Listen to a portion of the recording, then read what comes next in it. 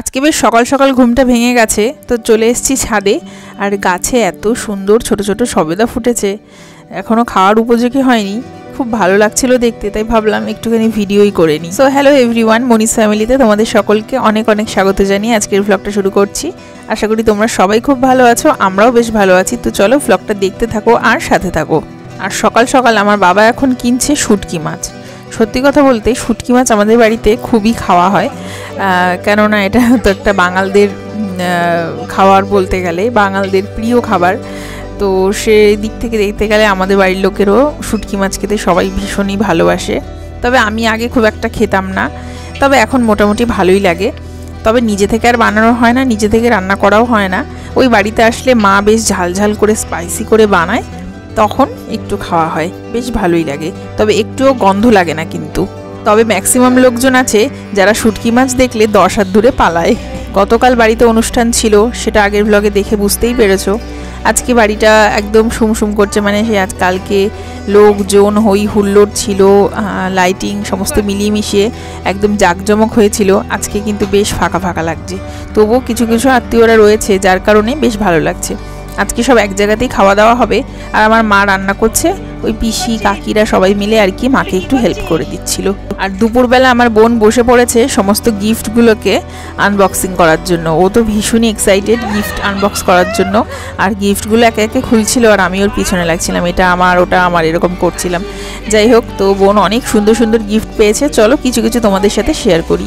এই ফটো ফ্রেমটা ভীষণই সুন্দর হয়েছে, যেই দিক না কেন খুবই সুন্দর চয়েস করে ফটো ফ্রেমটা দিয়েছে। আর ফটোটা ওদের বেশ ভালোই লাগছিল। আর এদিকে দাদু ও বুলটির পিছনে সমানে লেগে যাচ্ছিল। দাদু বলে কথা, নাতি নাতনিদের তো একটু পিছনে লাগবেই।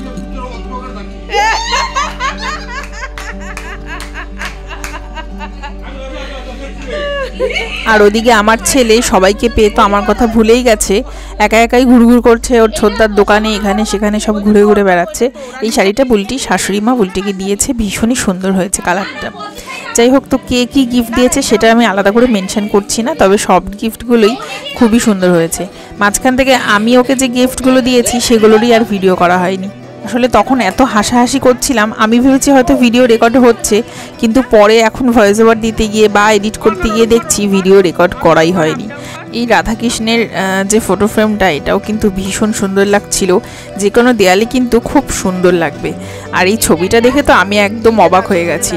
বোনের এক বান্ধবী ডিজিটাল পেন্টিং করে, তো এই ছবিটা সুন্দর করে এঁকে দিয়েছে, এত সুন্দর লাগছিল দেখতে। আর এটাও ওর বান্ধবীরা মিলেই দিয়েছে। এটা ফোনে ক্যাপচার করা ফটো দিয়ে তৈরি করা, এটাও খুব সুন্দর। তবে এটা কিন্তু সত্যি আমার ভীষণই পছন্দ হয়েছে। কি সুন্দর বুঝোকেও এঁকেছে, আর ওদের দুজনকে বেশ ভালো লাগছে। গিফট আনপ্যাক করার সাথে সাথে চলে আসলাম এদিকে মা রান্নাবান্না বসিয়ে দিয়েছে, আর প্যান্ডেলের লোকজনগুলো চলে এসছে যারা কিনা প্যান্ডেল খুলছে। বাড়িতে কোনো অনুষ্ঠান পারপাস যখন প্যান্ডেল করা হয়, আর দুদিন আগে থেকেই যখন প্যান্ডেল করা হয়ে যায়, তারপর যেদিনকে খুলে নেয় সেদিনকে ভীষণই খারাপ লাগে। বিশেষ করে পরদিন যদি খুলে নেওয়া হয় তখন তো আরও বেশি খারাপ লাগে। এদিকে মামি ঠাকুর পুজো দিচ্ছে, আর এদিকে বোনটা ঘুরু ঘুরু করে বেড়াচ্ছে, প্যান্ডেলটা খুলে নিচ্ছে। সত্যি ভীষণ খারাপ লাগছে। মা এখানে রান্না করছিল, রান্নাগুলো এখন সরিয়ে নেওয়া হবে, না হলে ধুলো পড়তে পারে। প্যান্ডেল খোলা হচ্ছে তো ওই জন্য সেটাই এখন করব। যাই হোক, তো দুপুরে খাওয়া দাওয়া কমপ্লিট, আর এখন কাঠবিড়ালিকেও একটু খেতে দেওয়া হয়েছে। কাঠবিড়ালিটা চুপি চুপি এসছে খেতে, যেই সামনে গিয়ে ভিডিও করতে গেছি অমনি ব্যাটা গেছে পালিয়ে। কিছু করার নেই, যাই হোক, ওকে ডিস্টার্ব করে লাভ নেই, ওর মতো খাক। আমার ছোট বোন একটা নতুন বিজনেস শুরু করেছে, সেটা হচ্ছে ক্লে দিয়ে সুন্দর জুয়েলারি বানানো আর কি। তো এখানে বিভিন্ন রকম ইয়াররিংসগুলোও বানিয়ে রেখেছে।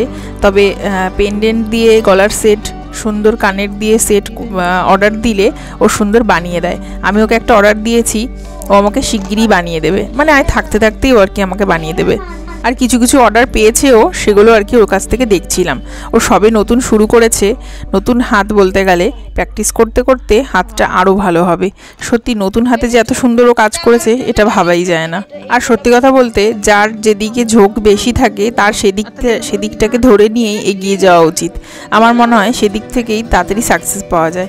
যেদিকে ইচ্ছাই নেই সেদিকে জোর করে এগিয়ে গিয়ে ফিরে আসার কোনো মানেই হয় না। তো আমি ওর কাছ থেকে এই কানের দুল দুটো কিনেছি, একটা সূর্যমুখী আর একটা হচ্ছে জবা ফুলের। তবে ওকে বলেছি সূর্যমুখীর সাথে ম্যাচ করে একটা গলার পেন্ডেন্ট বানিয়ে দিতে। হাতের তলায় ঢুকি কি বার করছিস খাটের তলা থেকে? টুনটুন, টুনটুনটা আবার কি জিনিস? বেরিয়ে আয়, বেরিয়ে আসো। কেন?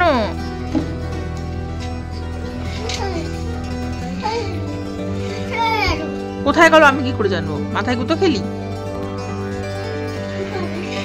মামা বাড়িতে আসলেও ঘুম খাওয়া দাওয়া ভুলে যায়। তো চলো আজকের মতো ভ্লগটা আমি এখানেই শেষ করছি। এখন রাত্রির 1টা বাজে, ওর এখনো ঘুমানোর নাম নেই, বেলুন নিয়ে খেলে যাচ্ছে, ওর মতো ও খেলুক। আমি এখানেই শেষ করছি। সবাই ভালো থেকো, সুস্থ থেকো আর সাবধানে থেকো। আজকের মতো টাটা।